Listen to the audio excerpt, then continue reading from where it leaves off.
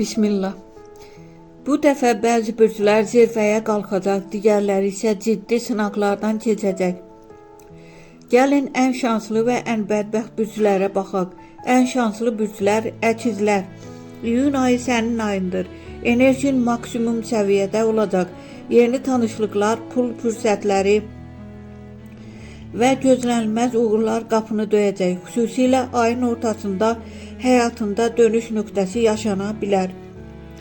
Şir, uğur səni izləyəcək. Karyera və maliyyə sahəsində böyük irəliləyiş mümkündür. Ətrafındakı insanların diqqət mərkəzində olacaqsan. Fürsətləri qaçırma.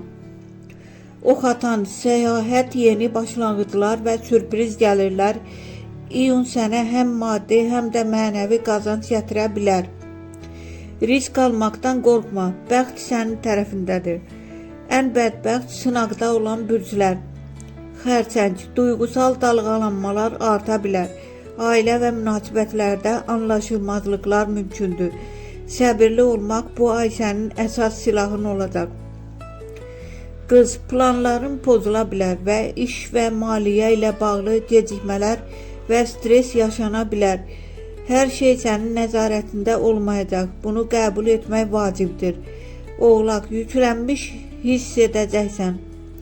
Məsuliyyətlər artacaq və yorğunluq səni sıxa bilər.